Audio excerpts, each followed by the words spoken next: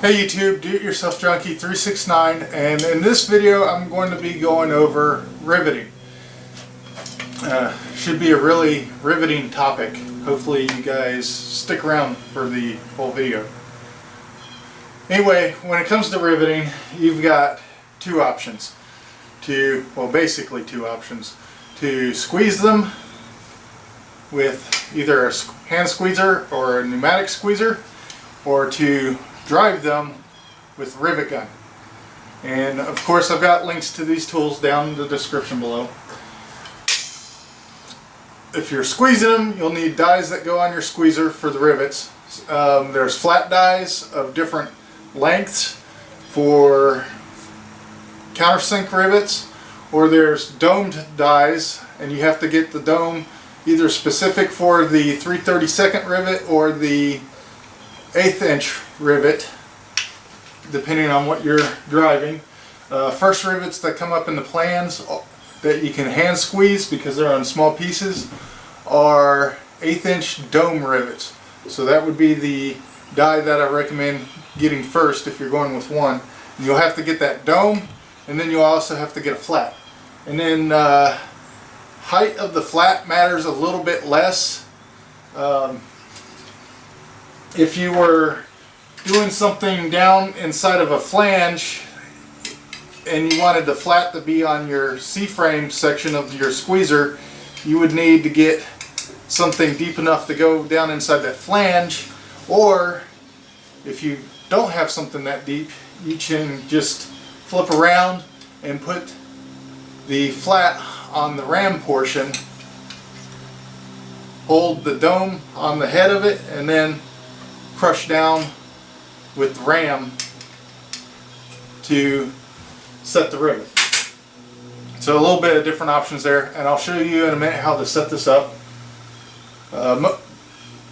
Mostly because you start out with some pretty small parts, such as these rudder stops, it's easier to squeeze the first few rivets in the aircraft, and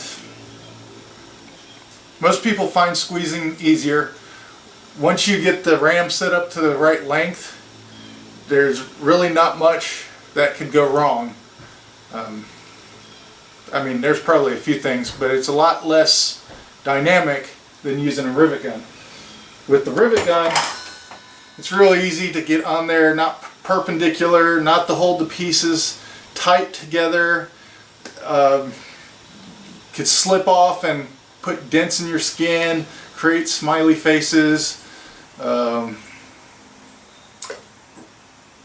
Probably easier to overdrive the rivet or to underdrive, and then you go back and try to drive it further and you end up with a cracked rivet head. Let's see what else. So you could, if you hit too lightly, too many hits will cause the rivet to work harden, and that can lead to a cracked head. Basically all kinds of stuff, and I think that scares people away from using the rivet gun. So most people start out using the squeezer as much as they can. Man, when you get to putting your vertical stabilizer skin on though, you're going to have to use the rivet gun. I don't see any way around it. I said there's two options. I kind of excluded blind rivets because that's easy. Well, I mean, it's pretty simple, but I'll cover that as a separate topic because it's not really related to the riveting that you're doing mostly. I would say somewhere around 98% of the rivets you put in this plane are going to be solid rivets that need to be squeezed or driven. You could also use the C-frame to rivet. I can't think of anywhere where that would be beneficial, unless you just hate using the rivet gun that much.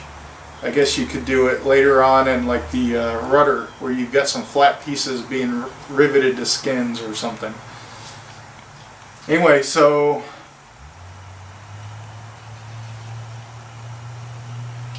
I guess I'll set up the rivet squeezer, squeeze a rivet, and then I'll show you how to set up this rivet gun and shoot a rivet with it, or drive a rivet.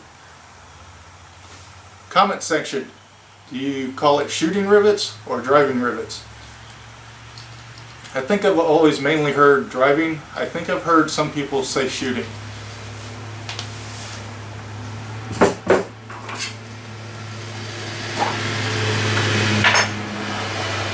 So rudder brackets onto the, or rudder stops onto the rudder bracket here.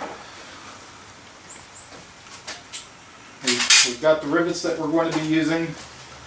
Another helpful tool that at first I was kind of skeptical about spending money on this, but then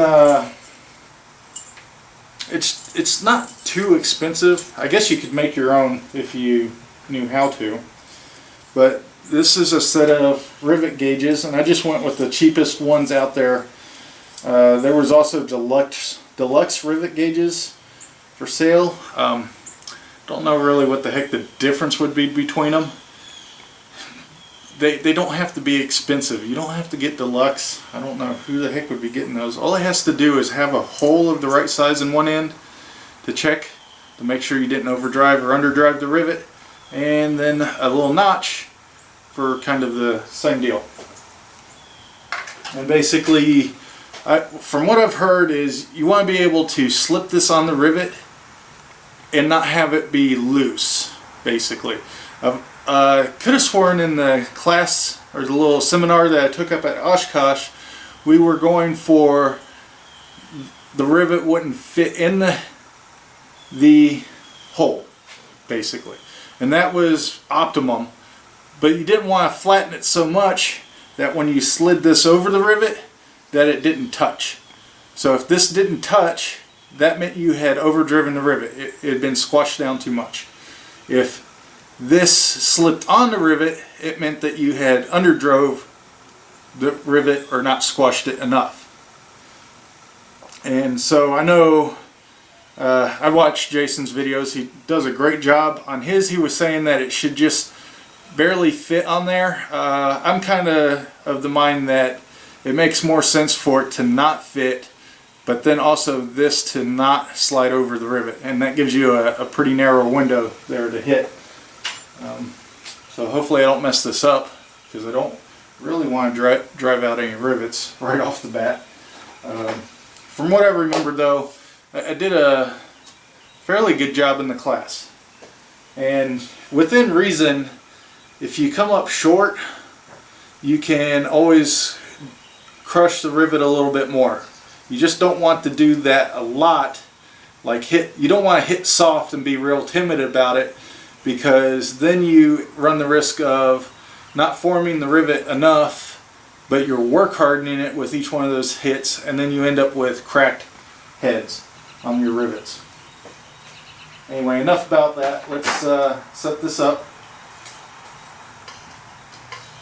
And on this, since it's on the rudder bracket here and we don't have any flange really to go over, I'm just going to put the flat portion, or the flat anvil portion, on the ram.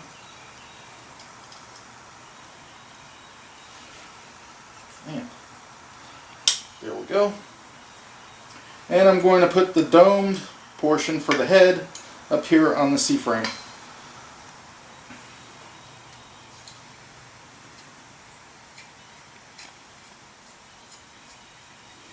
And then you have to set your height to crush down your rivet.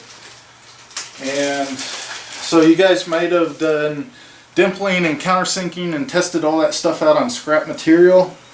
I'm not aware of a way to check your rivet settings that you need other than to go in the front material in the manual and look that up, and it should give you a length that you need.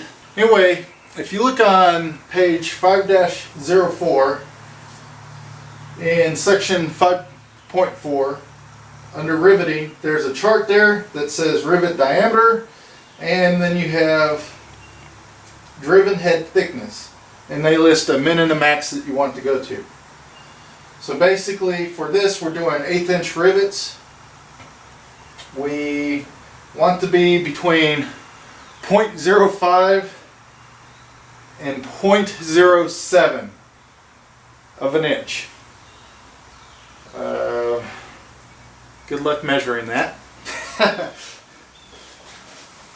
Which, that's part of the reason to have the rivet gauges, because that would be that's going to be a feat.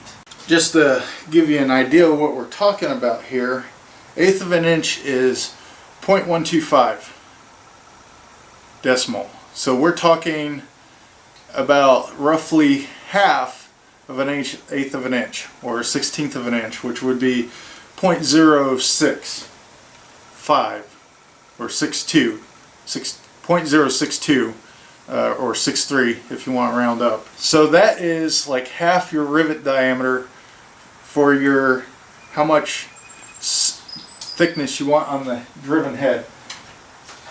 So basically you have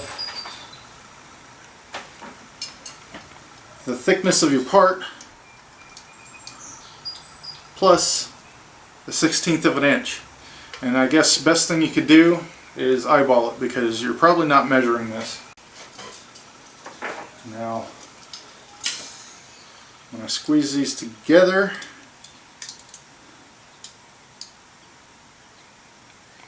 I'm going to want a 1/16 of an inch in there, which is, remember, half the diameter of the rivet we're using here, basically. So just try to visualize that as best you can, and then we're going to squeeze it. Now, one of the things I've seen online is like, well, which direction do I stick the rivet heads on? Especially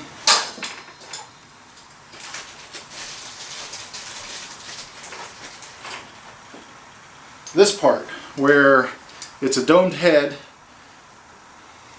So you could stick it in domed head on the bottom of this bracket,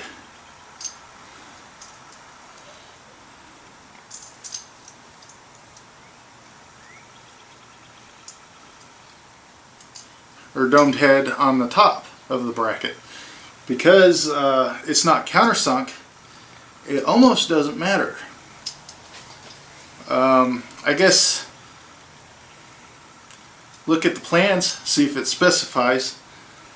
It would be the first step. So obviously when it's countersunk, it's an easy decision. And I guess if half the part's countersunk and then another half isn't, I would lean towards whichever side the countersink is.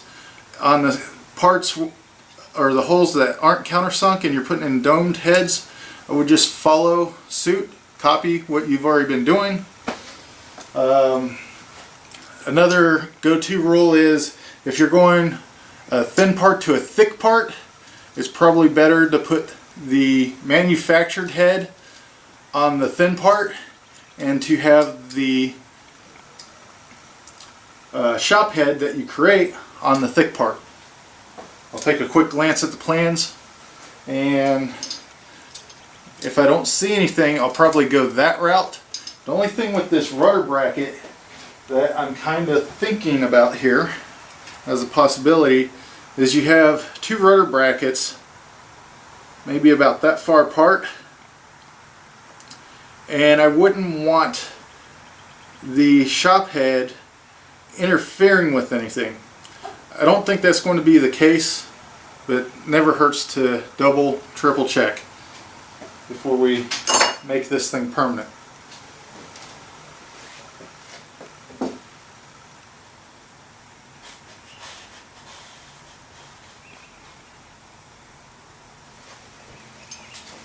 And another interesting side thought on this part is steel and this part is aluminum. So really it might be more beneficial to have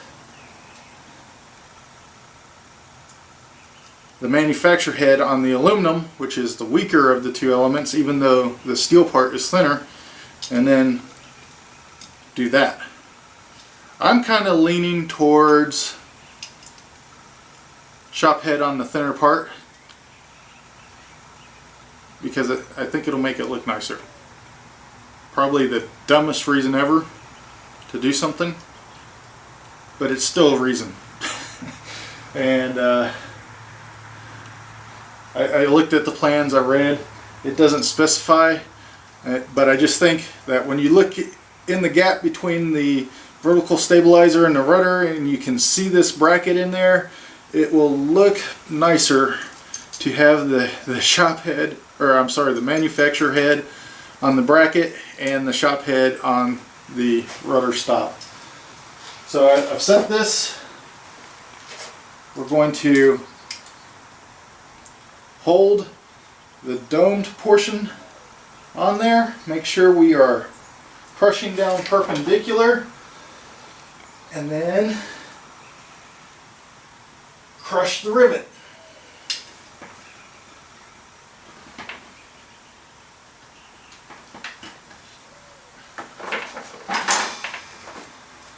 And boom!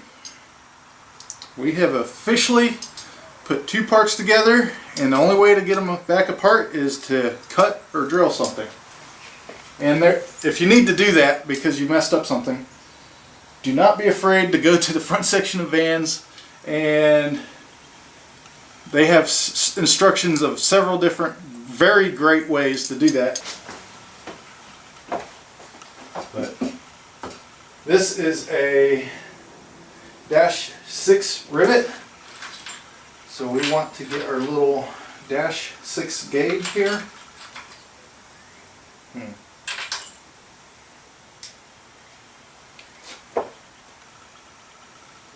I don't think that's correct.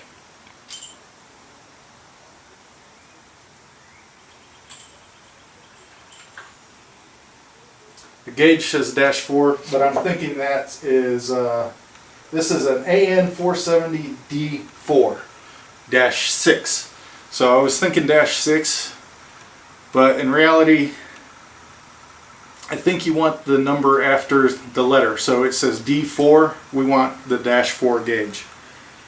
And already this looks like it is underdriven, or basically I didn't squish it enough. We'll show here. So I had eyeballed that gap. I thought I was on a little bit on the undersized side, which I definitely am. So we'll give that a few more cranks down smaller.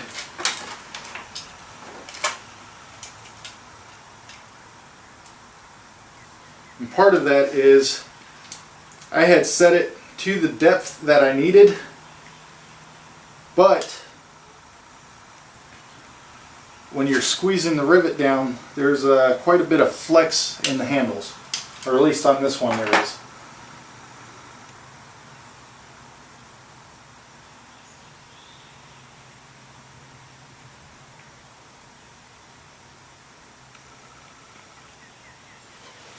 So we will adjust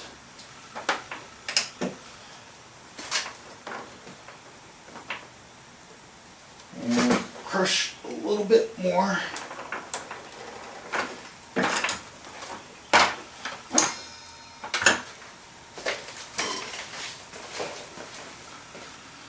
Basically, I'm pretty close there. I can just barely get this on there. It could be a little bit more crushed, and it looks like it will not slide over that without touching.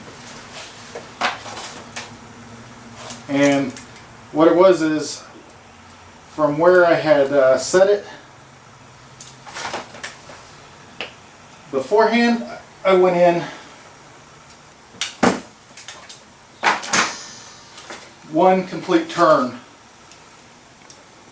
There we go. Now it won't touch and it won't slide over. So I didn't adjust it anymore, I just squeezed harder. So from where I was at, I went in one complete turn. And that's how you use your rivet squeezer. I never liked it that much. Like on that one, the pneumatic's probably a bit easier to use in this regards, because the part's not moving around on you, because you can hold it in one hand and squeeze with one hand. In the class we use these manual ones, and I've varied. Like on this one, I'm ever so slightly off axis on it. It's still a great rivet. It just, usually it seems like when I drive rivets with the rivet gun, I get better results. But there's one rivet down. We're going to have to set up our rivet gun anywhere from 70 to 90 psi, depending on how hard you need to hit the rivet. This is basically a 3X gun, so it's a bit heavier hitting than the 2X guns, and you can adjust how hard it's hitting by varying the air pressure.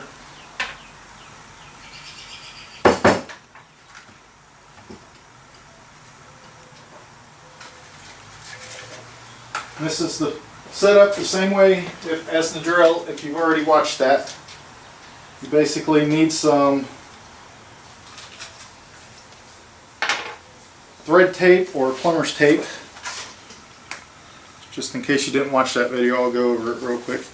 And you want to hold this tape down and do at least one wrap around to catch the free end. And you want to wrap counterclockwise.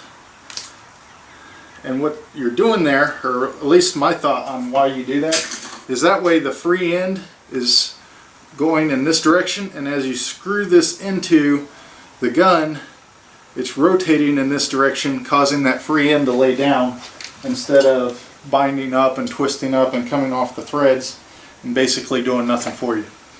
And then you just get your adjustable wrench and tighten that down.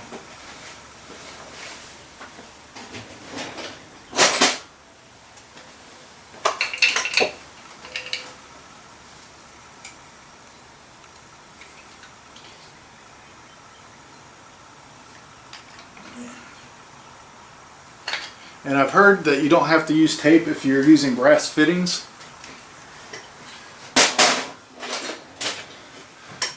Only deal with that is I have done brass fittings and had them leak. So I don't know if that's 100% accurate. Maybe it was just a real cheap brass fitting.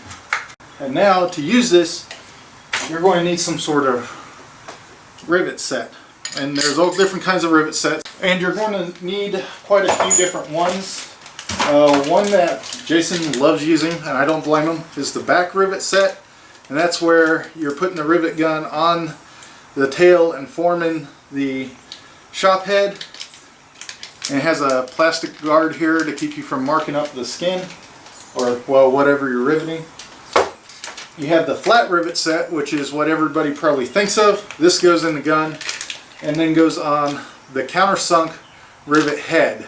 And then your bucking bar goes on the rivet's tail to form the shop head. So I definitely recommend getting both of those. And then you have domed rivet sets, which have a dome cut into them. And you'll definitely at least need the 1/8 inch and the 3/32 inch. So this one would be for doing small domed rivets. And today we're doing 1/8 inch, so we'll use this larger one. And then also somewhere in there you're probably going to need like a offset or a double offset. I'll let you know when I get to that.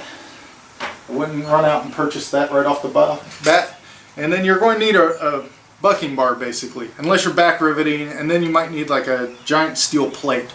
And I'll cover that when I get to something that needs to be back riveted. It's probably the easier of all riveting, or easiest of all riveting in my mind. So today I'm going to just focus on normal riveting, where you have rivet set bucking bar. And I recommend going with tungsten bucking bar because tungsten's really heavy.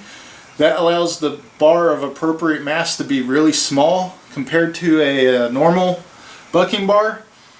And so if you look at normal bucking bars, they come in all different shapes and sizes to get into different areas.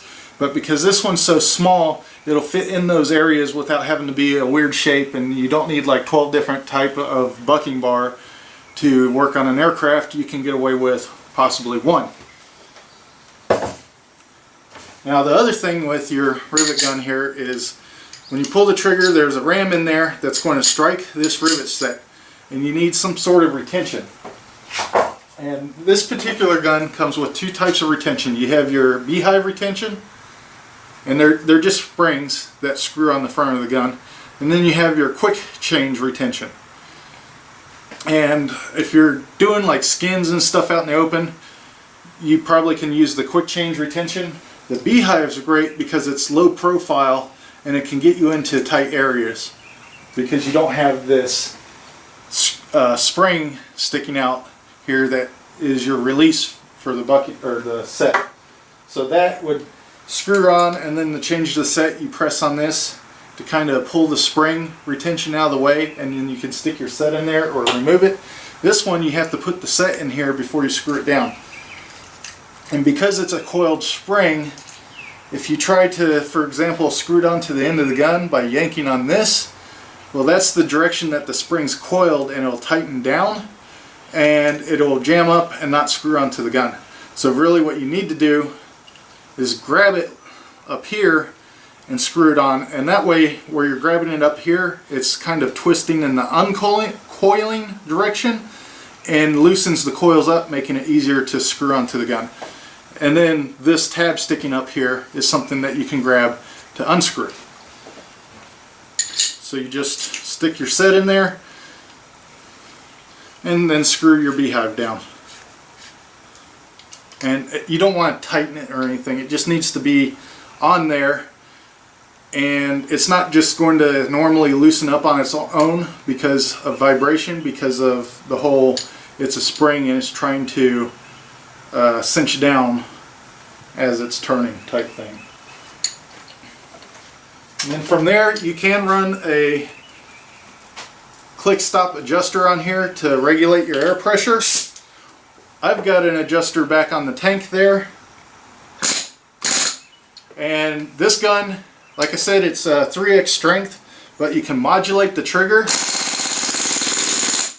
and that allows you to use it on lighter rivets instead of having to buy a 2x. And basically, from what I've seen, when you're riveting, you want to do like 2 or 3 bursts, like that, depending on how much it sets. So we will try to do a rivet here without me messing it up.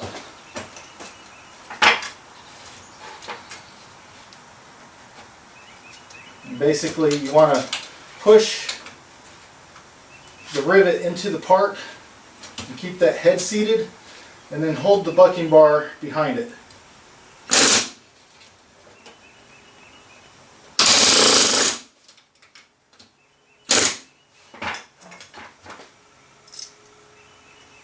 Oh man, I did horrible on that. It scooted around on me, and I put a nice smiley face on the rivet head. I'll be drilling, I guess I will be doing a video on how to remove bad rivets, because that is horrible. But I did get the head, just that short burst in there, correct. We'll try another one, make it look nicer.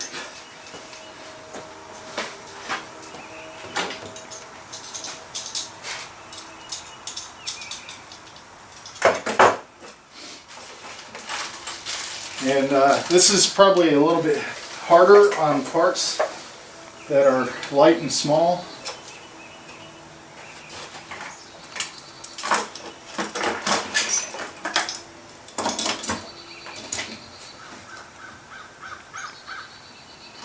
But basically, you don't want this thing shifting around on you as you drive the rivet.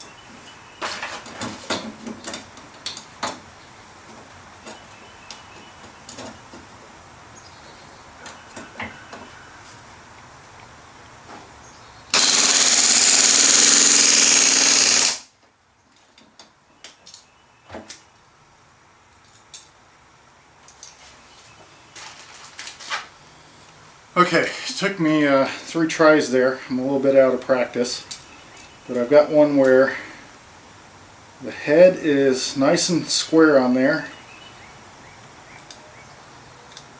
It definitely doesn't slide under that. It needs to be smashed out just a little bit smaller, so I'll do that real quick.